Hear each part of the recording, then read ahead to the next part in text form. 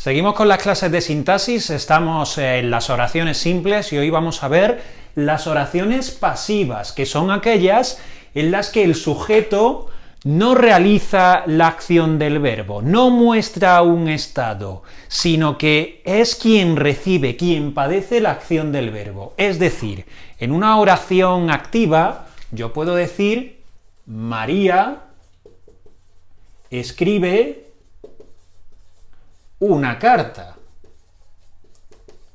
El sujeto, María, realiza la acción, es ella la que escribe la carta.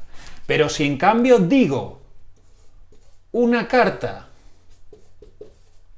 es escrita por María,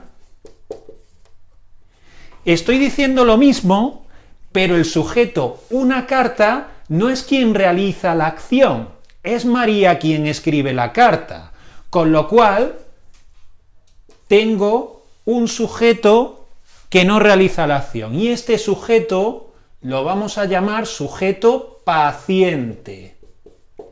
Sigue siendo un sintagma nominal sujeto, pero es paciente, no realiza la acción del verbo, sino que la recibe.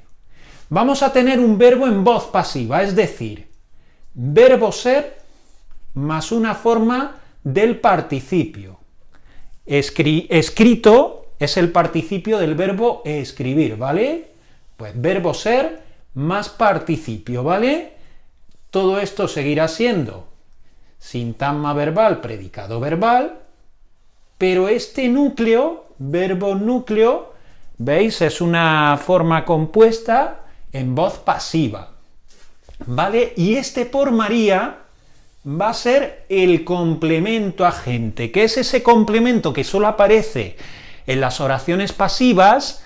No es obligatorio, podemos encontrar oraciones pasivas sin el complemento agente, pero suele ir introducido por la preposición por y a continuación un sintagma nominal, ¿vale? Pues tenemos un sintagma preposicional, complemento agente, que es quien realmente hace la función del verbo. Para comprobar que todo esto cuadra, y una prueba para asegurarnos de todo esto es pasar la oración a activa, que realmente ya lo hemos hecho previamente, ¿vale? Podemos poner otro ejemplo.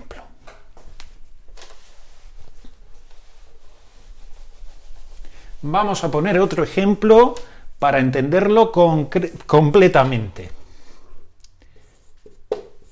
El examen fue corregido por el profesor, ¿vale? Tenemos un sujeto paciente, el examen, tenemos un verbo en voz pasiva como núcleo del predicado,